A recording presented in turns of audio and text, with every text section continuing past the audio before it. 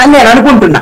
మా పార్టీలో ఎవరు వస్తే వాళ్ళకి మేము కేవలము పార్టీలో స్థానం ఇవ్వటమే కాదు, ఎమ్మెల్యేలుగా ఎంపీలుగా పోటీ చేయడానికి అవకాశం ఇస్తాం, మీకు సముచిత స్థానం కల్పిస్తాం, అందరూ రండి మా పార్టీలోకి రండి రండి రండి అని ఈ రోజున అందరినీ ఆహ్వానిస్తున్నారు. ఎవరిని ఆహ్వానిస్తున్నారు?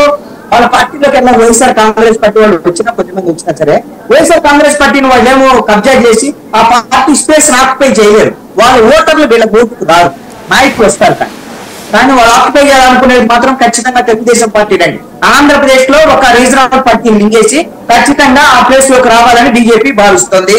దాంట్లో భాగమే ఎన్నికల తర్వాత తన పొత్తులో ఉన్నటువంటి మిత్రుడైనటువంటి తెలుగుదేశం పార్టీ ఓడిపోయిన తర్వాత ఆ ఉన్నటువంటి నాయకులందరినీ ఇదిగో చూడండి, మేము మన ఎన్నికల్లో మా పార్టీలోకి వచ్చినటువంటి తెలుగుదేశం వాళ్ళందరికీ సీట్లు ఇచ్చాం, వాళ్ళకి సముచిత స్థానం కల్పించాం, మీరు కూడా రండి, మీరు వస్తే మీరు ఇక్కడ వ్యాపారాలు చేసుకోవాలన్నా ఆంధ్రప్రదేశ్ లో, లేకపోతే వైఎస్ఆర్ కాంగ్రెస్ పార్టీకి వ్యతిరేకంగా రాజకీయం చేసుకోవాలన్నా మీరు తెలుగుదేశం పార్టీ ఉంటే మీరు చేయలేరు. కాబట్టి ఇక్కడ కూడా ఎన్టీ రామారావు కుమార్తె పురంధేశ్వరి ఉంది కాబట్టి రేపు పొద్దున జూనియర్ ఎన్టీఆర్ ని కూడా కేసులో పెట్టేసి బీజేపీ వాళ్ళు ఆ విధంగా ఒక సందేశం, ఒక ఎర వేస్తున్నారు.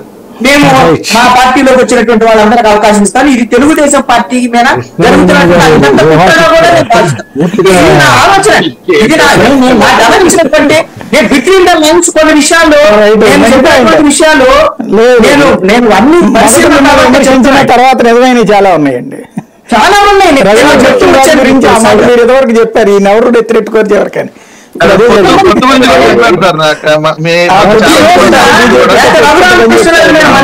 కోపం అండి.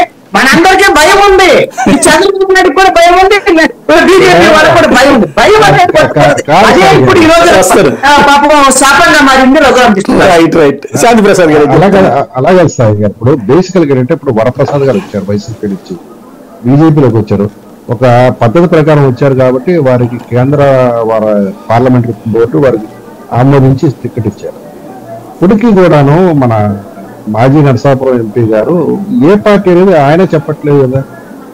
అంటే ఎవరు ఓకే అంటే వాళ్ళు ఇప్పుడు వరప్రసాద్ గారు ఇట్లాగే నాకు సీట్ ఇస్తానంటే వస్తానంటే ఓకే అన్నారు వాళ్ళు, అందుకని ముందెళ్ళి కన్వా ఇచ్చుకుని ఆ తర్వాత వెళ్ళారు.